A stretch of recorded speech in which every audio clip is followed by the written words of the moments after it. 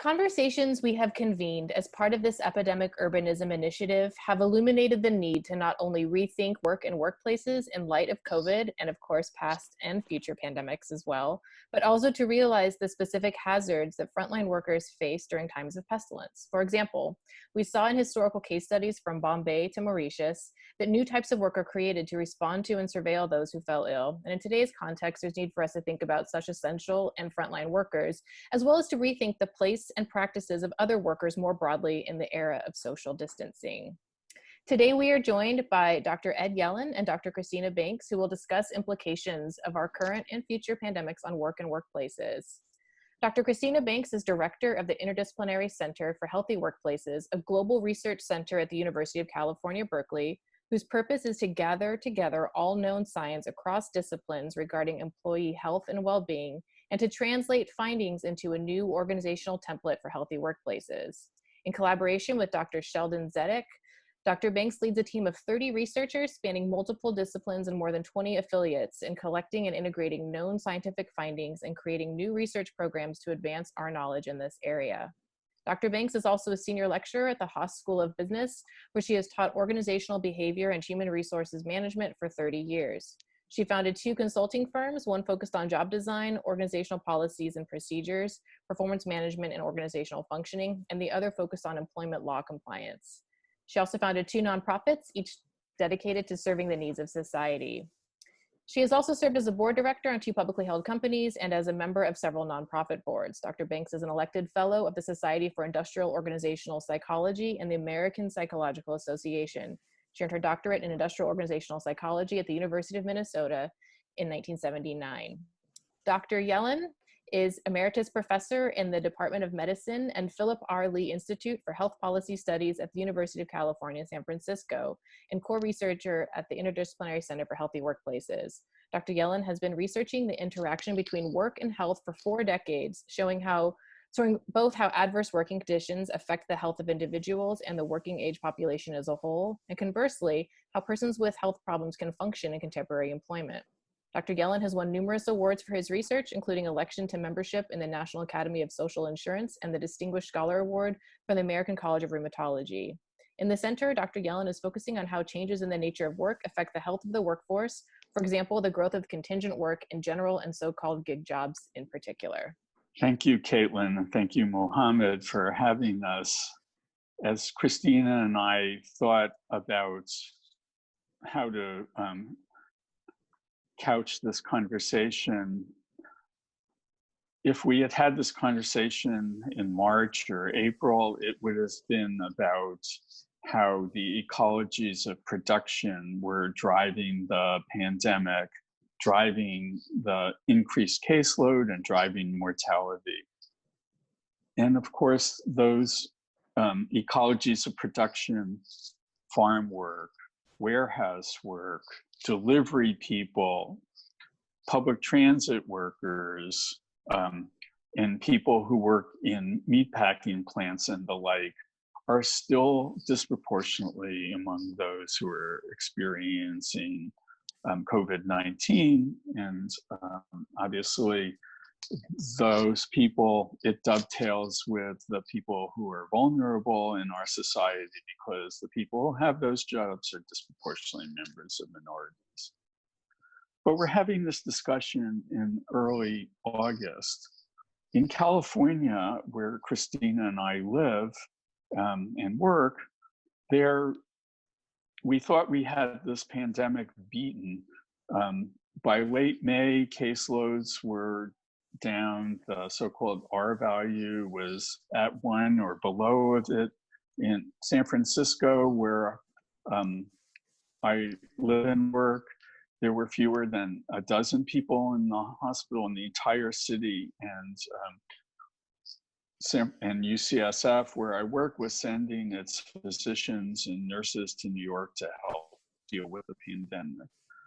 But in the interim, what happened was, as the political forces upon Governor Newsom were such that he had to begin to relax the sheltering in place order, and when he did, while the pandemic continued in the ecologies of production that I described earlier, the pandemic came out for the first time in ecologies of consumption. We've all heard some of these horror stories of party goers on yachts, of frat parties on college campuses. There was one here in the Bay Area at Berkeley that led to 49 young people. It was a super spreading event. 49 people got COVID-19, and I'm sure they've infected many in their families. And other areas of consumption, like bars, restaurants, malls that were open for a short period of time in the Bay Area. What's so difficult about this transition from the ecologies of production to the ecologies of consumption is they're much more diffuse. The ecologies of production, and I would include in that prisons, because their job is to imprison people. It's a ecology of production. And institutions, their job is to take care of, in theory, older people and those with disabilities. In fact, what they did is gave thousands of them the disease.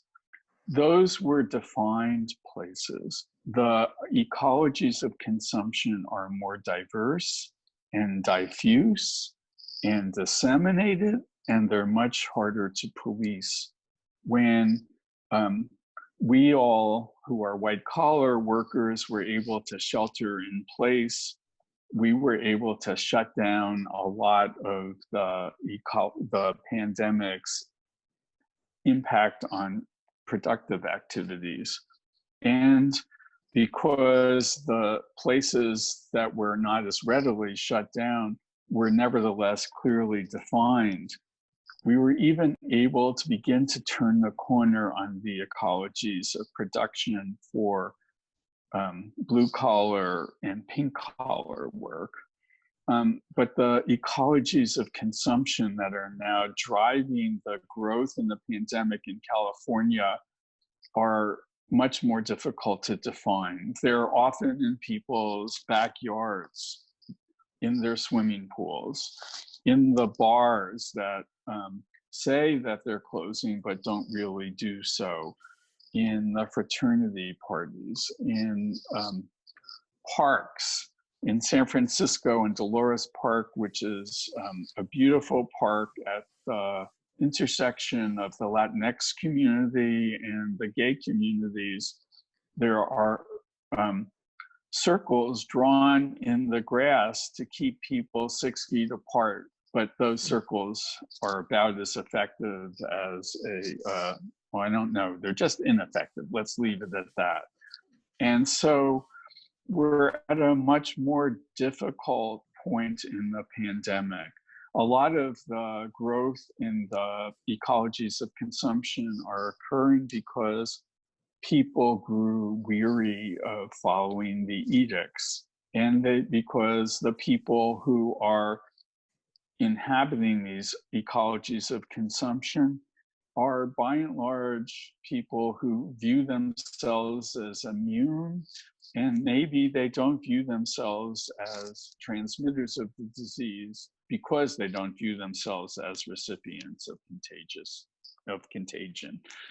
So we're in a very difficult transition in the pandemic, and in terms of thinking about the topic for your series on epidemic architecture and design, we're really at a threshold of frustration for many of us, because we felt that in California and several other states, we had beaten the devil, and now we see that the devil is beating us.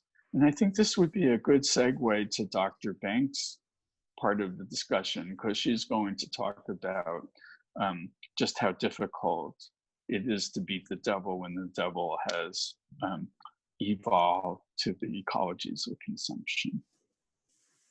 Well, that's a great summary of where we've come from and where we are stuck today. And I'm just so grateful that you laid it out that way because what our strategies have been primarily in businesses and in community spaces is a physical solution, one where it's important to structure the environment such that people don't interact, trying to force social distancing. And when you try to force social distancing, you always have to hope that the behavior follows. And what we're finding out now at the center, we're actually doing some stealth research behind the scenes with people who are returning to work. We're finding out that you may have one-way walkways on the office floor, but people ignore it. You may have desks separated by 6 feet or more, but they go up to their colleagues' desks and peek over the plexiglass and want to have a conversation. You also have people who are required to wear masks and they take them off and they don't put them back on.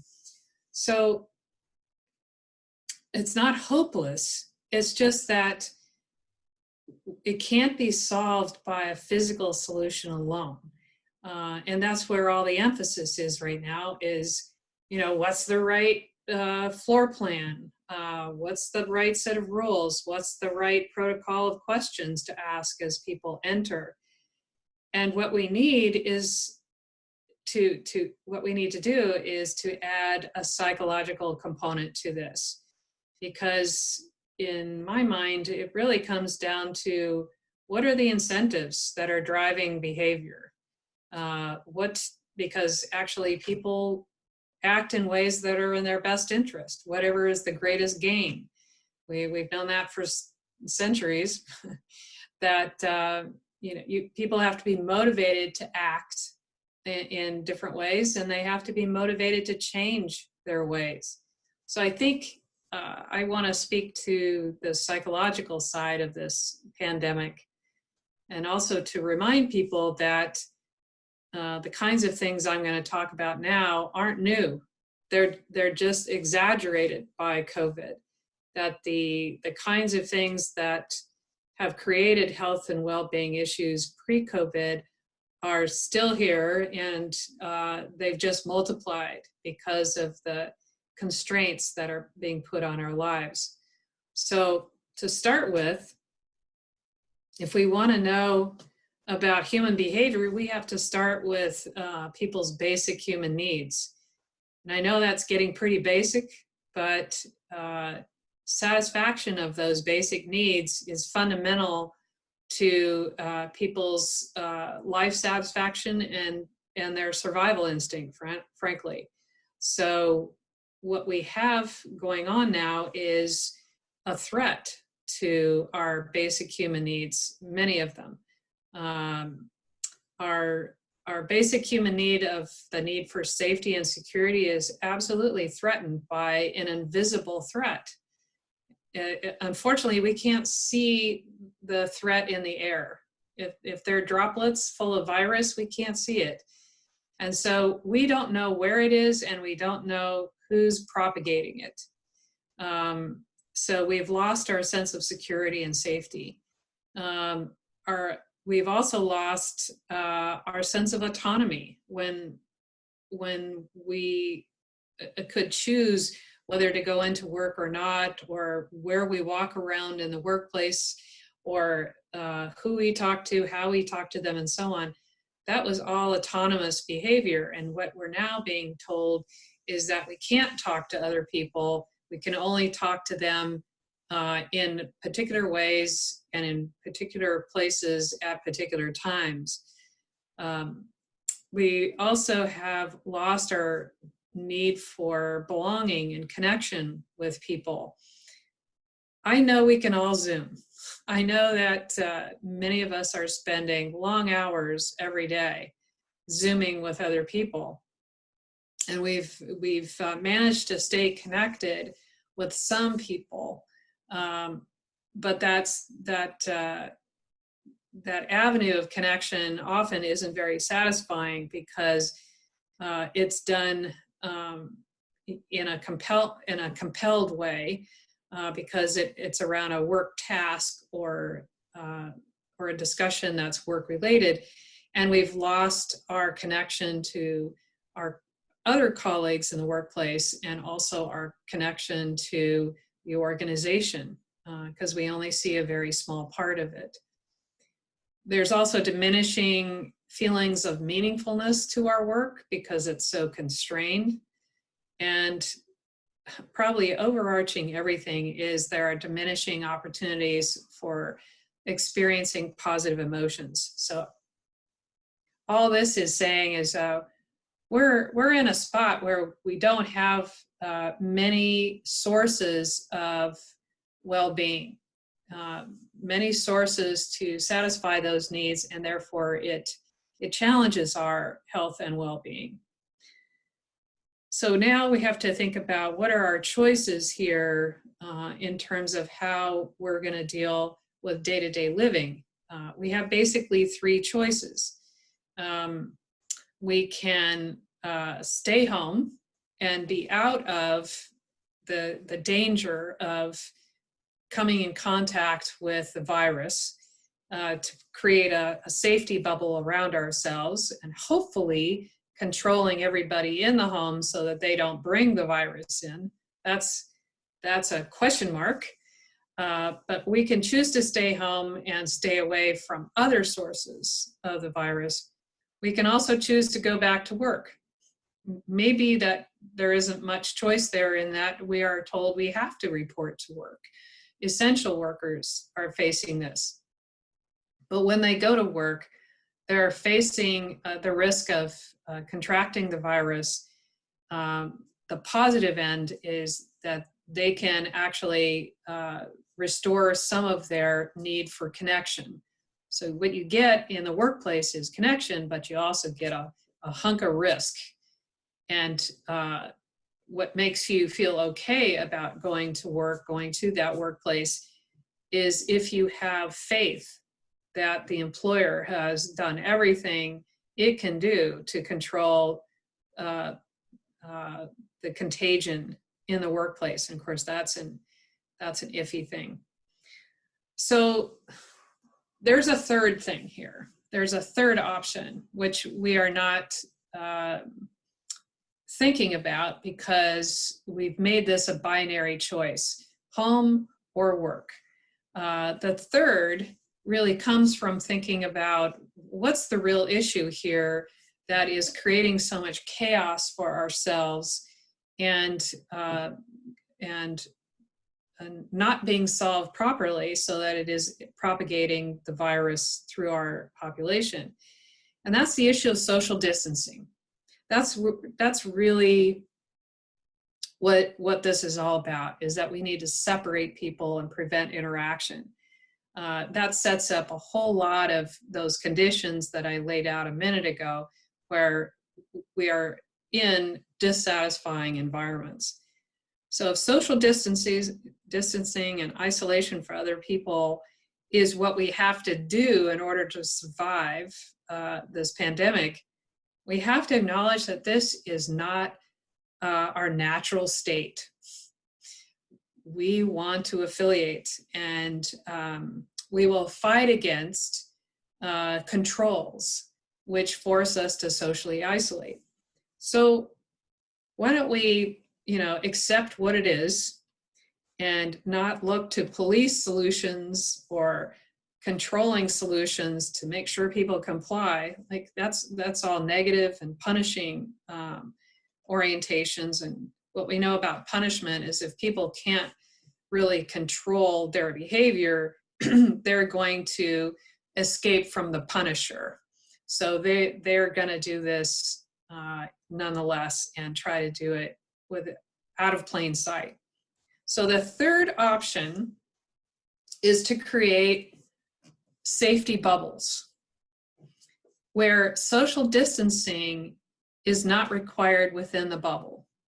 And what I'm suggesting is that we think about the success of families keeping safe and being able to interact whenever they want, however they want, within the family unit, as long as everyone pledges to maintain the security of that bubble.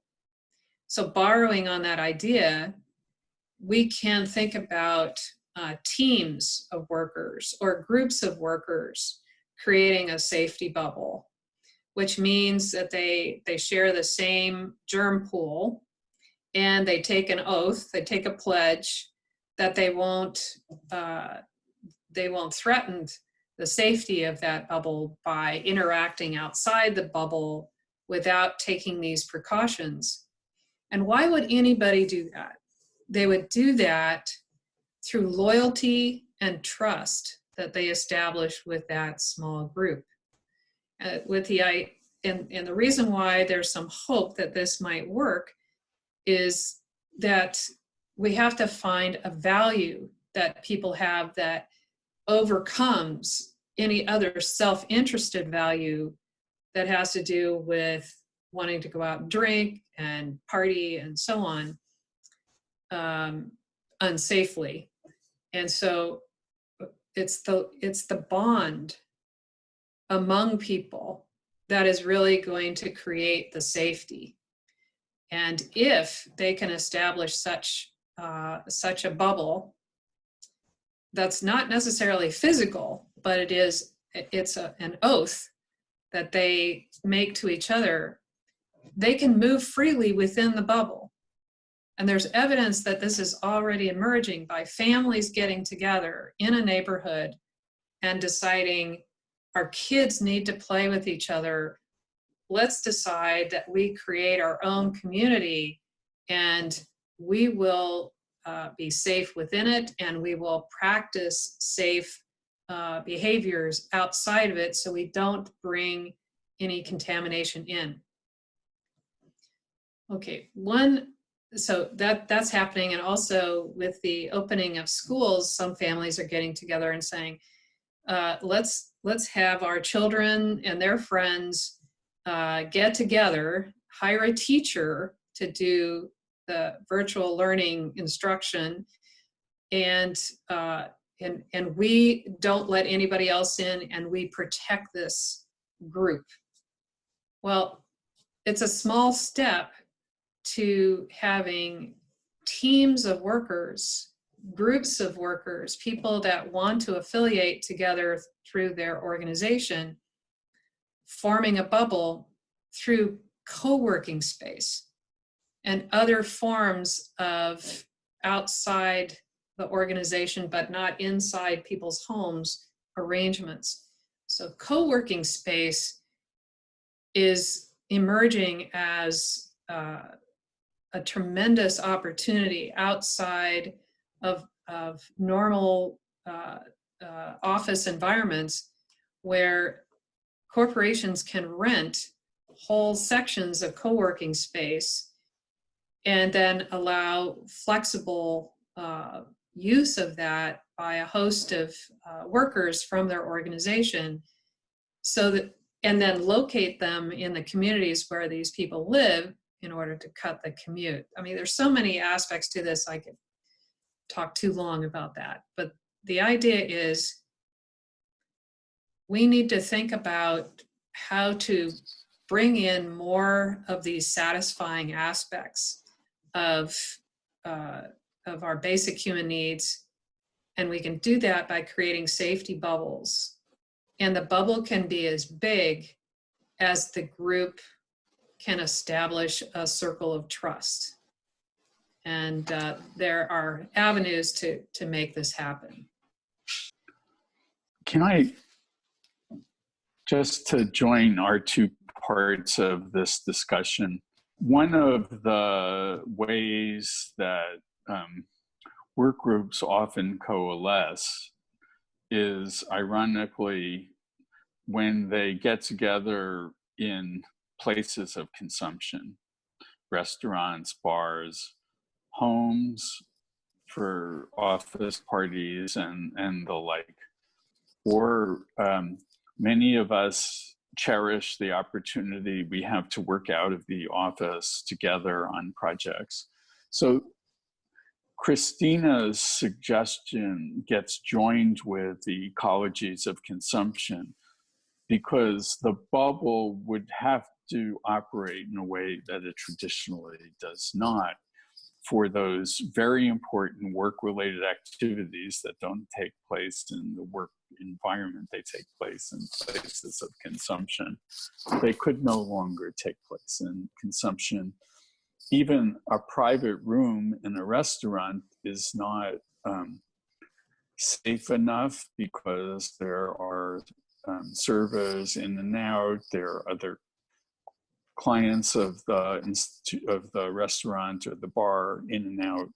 It's very hard to know how these two sets of activities that make work something more than Charlie Chaplin's Modern Times, where we don't have intellectual engagement, we just have a assembly line moving past us at a speed that's greater than we're capable of. For those of us lucky enough to be in white-collar occupations, it's the opportunity to slow the conveyor belt down sufficiently to rethink how the things are done on the conveyor belt, or for most of us, it's more conceptual work than a literal conveyor belt, but it still is a way.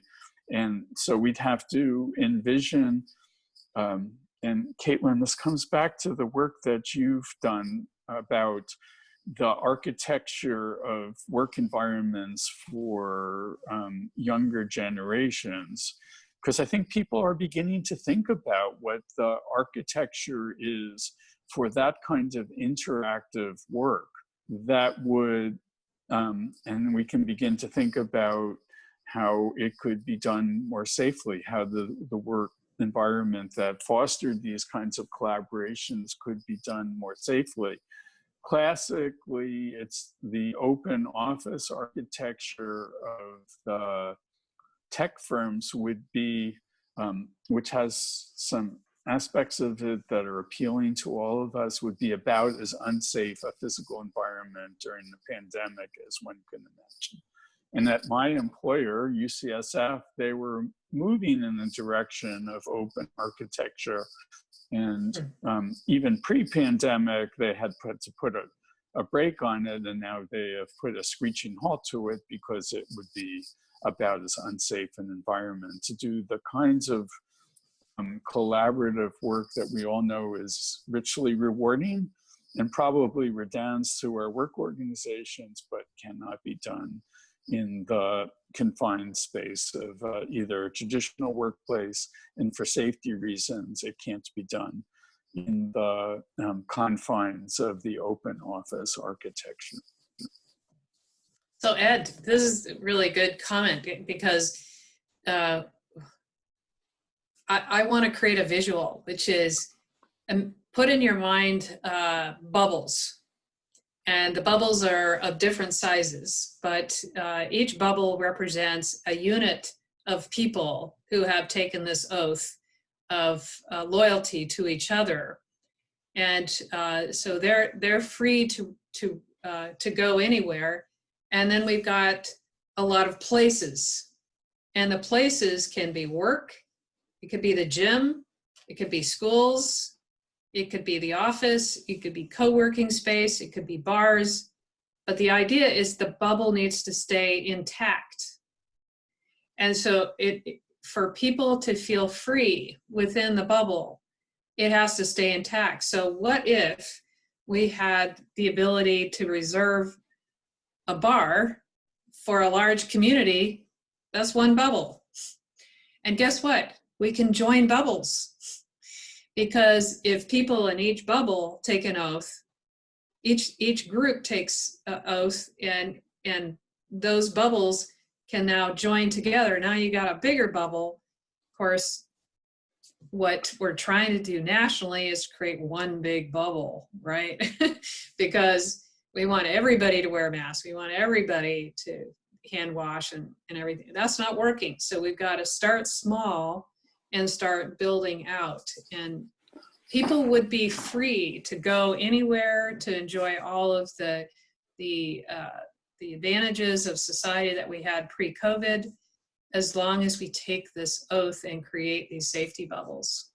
At the risk of talking about sports, there are 4 major sports. 2 of them have decided to create such bubbles. 2 of them have not. One of those that hasn't, football, hasn't started its season yet. Baseball has started its season and it's been a disaster. On the other hand, basketball and hockey leagues have created these kinds of bubbles that you're referring to, safe zones in 3 different places for the 2 sports. And so that points the way, because those bubbles that they've created are both production bubbles, that is to say, a place where basketball or hockey is played, and consumption bubbles. There are hotels that are designated. There is essentially a rope around the bubble that includes practice venues, bars, restaurants, hotels, media centers, city blocks that people are free to walk on. To get into the bubble, you had to be adequately tested. And so are you envisioning that to create these work bubbles where we could, we would be safe to work and safe to consume together, that these would be guarded by frequent testing and, if necessary, contact tracing? And you know, I don't know whether that's always needed, but there has to be a starting point for establishing the bubble, and everybody has to be analyzed that they're clean, you know. But the most important thing is they pledge that they're not going to let people into the bubble that they've established. It's the permeation of the bubble that makes it fail, and that's where you get the football teams, the baseball teams, and so on, because there's interaction between the safety bubble and the unsafe environment. So, you know, the bubbles in sports, pardon me, mimic the real world, because they, even though they're pretty ironclad, they still allow service workers in and out. yes. And so there are still some risks, and there's still testing among people within the bubble. But I think it's a pretty good metaphor for what you're talking about on a perhaps smaller and less famous scale. But we're seeing that it works. And it could even deal with the problem of people who refuse to wear masks. And want to make a statement about that. But what you have to do is create a bubble for them. Right now, there are no boundaries. You know, the earth is their domain. So if this dialogue became a trialogue and included Caitlin, then we could talk about what the architecture of even for white collar work of such spaces would be. You posed the WeWork space, but the problem with WeWork spaces is they're not exclusive to people in the bubble. But they can be. The new they form, could be. The new form of WeWork spaces, and I'm saying WeWork generically, the way Right. people are talking about it, they're going to be owned by a company. The old model of WeWork is not economically viable anymore. So it's not people coming and going, it's going to be corporate employees or a group of people who work together and someone else is renting the space for them. So it's a flexible work arrangement, but corporations are Right. owning these or renting these. Would they perforce be on the first or second floor? Because it's hard for many of us to envision going into an elevator building and, you know, a year from now, when presumably more people are back at traditional workplaces and waiting in line for an elevator that won't come, not going on because already 4 people have gotten on and you would be the 5th. Or in some companies, they're telling their workers, we only want 2 of you in the elevator, even though the building says 4. So we're beginning to think about a fundamentally different architecture of production and architecture of consumption, because we also know that venues for mass consumption are inherently unsafe. The bar is an enclosed space. The stadium exposes you to 50,000 people's germs. The symphony, the play, the movie theater, the ad nauseum. It's just very difficult on August 7th, 2020, to envision what the zone of safety will physically look like for traditional work, for non-traditional work, for the way that many of us like to work, where we integrate the physical space of consumption with the physical space of production.